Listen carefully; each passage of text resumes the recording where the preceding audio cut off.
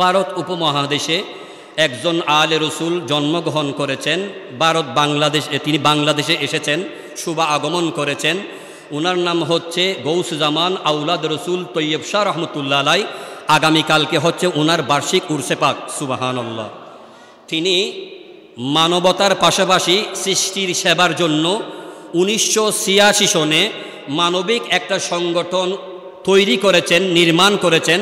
সেটার নাম হচ্ছে গৌসিয়া কমিটি বাংলাদেশ, সুবহানাল্লাহ।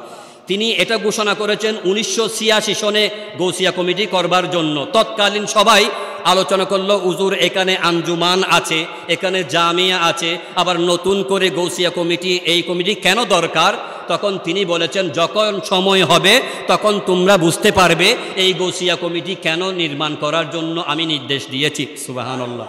আজ থেকে 2 বছর আগে পুরো বিশ্বজুড়ে যখন সকল মানুষেরা করোনায় আক্রান্ত হয়েছে, তখন করোনায় আক্রান্তকারীদের পাশে তার মা নাই, তার বাবা নাই, স্বামী নাই, স্ত্রী নাই, সন্তান সন্ততি নাই, রক্তের সম্পর্ক কেউ নাই, তখন আলে রসুল যেই সংগঠন করার জন্য বলেছেন, ওই সংগঠনের দায়িত্বশীল ভাইয়েরা, ওই যারা রয়েছেন করোনায় আক্রান্ত, তাদেরকে অক্সিজেন সেবা দিয়েছেন বিনামূল্যে, সুবহানাল্লাহ।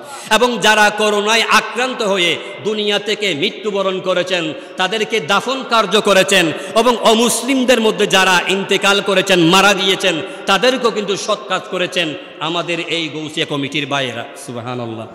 সুতরাং তিনি পাকিস্তান থেকে বাংলাদেশে এসেছেন, আমাদেরকে লাভ করেছেন, আমাদের কোনো ক্ষতি করেন নাই।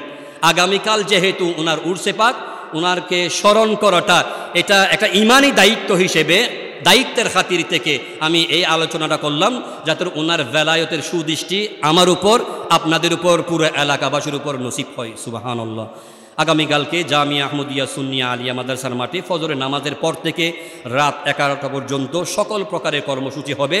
আপনারা যেই কোনো সময় ওই বরকতময় স্থানে গিয়ে বুজুর্গ ওনার উরসে পাকে অংশগ্রহণ করার জন্য চেষ্টা করবেন। সবাইকে ধন্যবাদ। আসসালামু আলাইকুম ওয়া রাহমাতুল্লাহ।